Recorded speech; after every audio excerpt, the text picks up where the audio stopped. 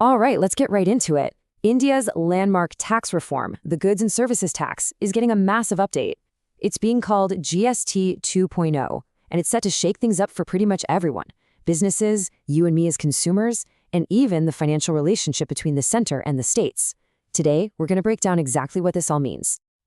So, the big question on everyone's mind is this. Is GST 2.0 really the game changer it's being sold as?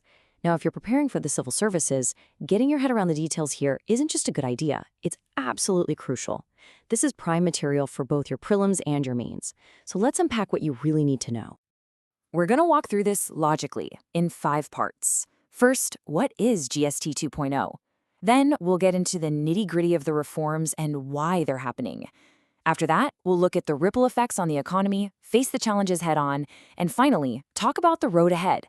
By the time we're done, you'll have a solid 360-degree view. Okay, let's start with the basics.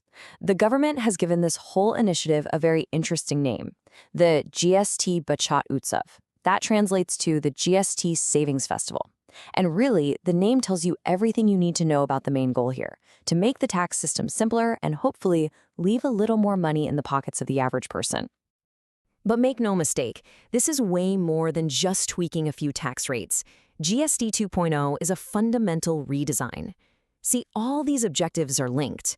When you simplify the rate structure, you get fewer arguments about which product falls into which tax bracket.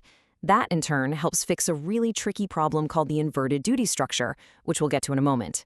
And when businesses aren't tied up in knots, it's easier to do business, which should boost spending and get the whole economic engine running a little faster.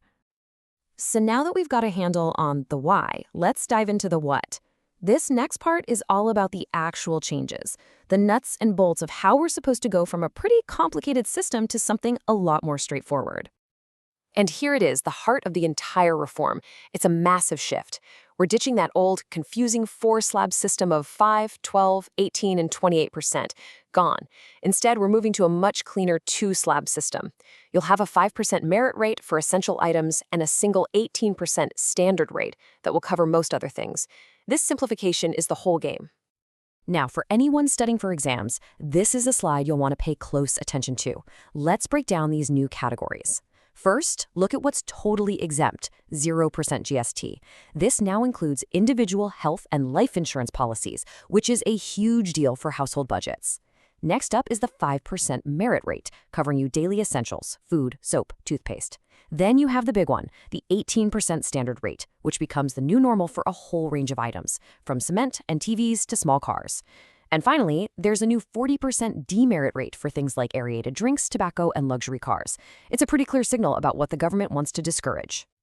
So, I mentioned this earlier, but one of the biggest headaches this reform tries to solve is something called the inverted duty structure, or IDS. It sounds complicated, but the idea is actually pretty simple. It's when a business pays a higher tax rate on the raw materials it buys that it can charge on the finished product it sells. As you can imagine, that creates a real mess for their finances. Let's use a real-world example from the textile industry to make this crystal clear. Imagine you're a garment manufacturer. Under the old system, you might have paid 18% GST on your raw material, let's say man-made fiber. But when you sold the finished shirt, you could only charge 5% GST. See the problem? You're paying out more in taxes than you're collecting. And the consequences of that mismatch are pretty serious. It completely blocks a company's working capital. All that extra tax they paid gets stuck as something called input tax credit, or ITC, which they can't use. It's basically a forced, interest-free loan to the government. This also leads to a ton of paperwork and long delays trying to get refunds. By better aligning the tax rates on inputs and outputs, GST 2.0 is designed to finally put this problem to bed for major sectors like textiles and fertilizers. All right, so that's the what and why of the reforms. Let's move on to Section 3 and talk about the million-dollar question. What kind of impact is all this actually going to have on the economy? We'll look at the big picture numbers and then zoom in on specific sectors. First up, inflation. Projections suggest that these changes could cool down the Consumer Price Index, or CPI, by about 50 to 90 basis points. To put that in simple terms, that's a potential drop of 0.5% to nearly a full percentage point in inflation. But, and this is a huge but, that only happens if companies actually pass on those tax savings to us, the consumers. And what about overall economic growth? The expectation is a nice little bump to our GDP, somewhere in the range of 20 to 30 basis points for the next fiscal year.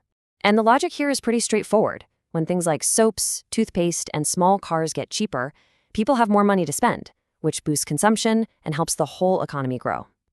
Now, for a solid mains answer, you need to understand that the impact isn't the same for everyone. It's a mixed bag.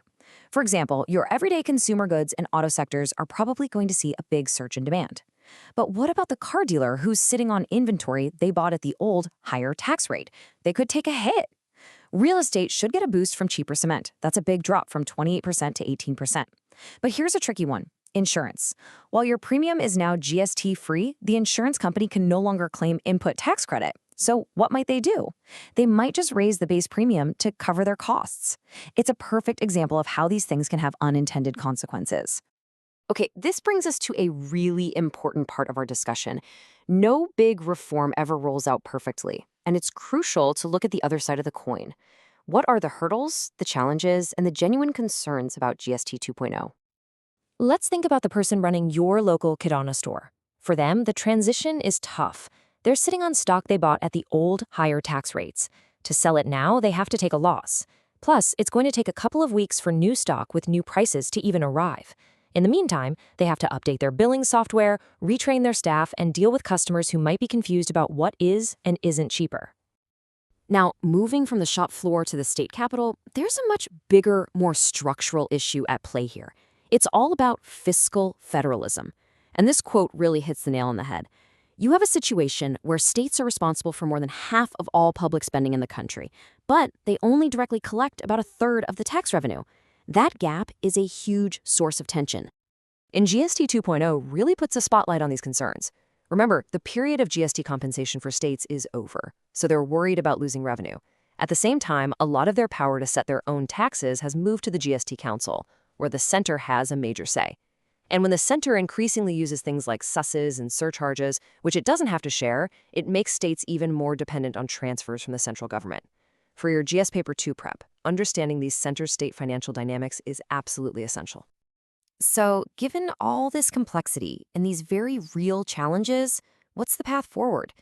In our final section, let's just quickly map out the key steps that need to be taken to make sure that GST 2.0 is a long-term success. You can really think of it as a four-step plan. First, you have to strengthen the institutions. That means getting the GST Appellate Tribunal up and running at full speed to handle disputes fairly and quickly. Second, you got to clean up the lingering problems, like the last few cases of the inverted duty structure. Third, and this is crucial, you need strong anti-profiteering measures to make sure those tax cuts actually end up as lower prices for consumers. And finally, you have to keep pushing on the technology front, making registration, filing returns, and getting refunds as simple and automated as possible. And so we end with this final thought, a critical question for you to really mull over, especially for your mains answers. On one hand, GST 2.0 is a bold step to simplify our tax system and fire up the economy. But on the other, there's this central tension. Can we achieve these economic goals without chipping away at the financial autonomy of our states and potentially weakening the very foundation of India's federal structure? That's the big question we'll leave you with. Thanks for joining this explainer.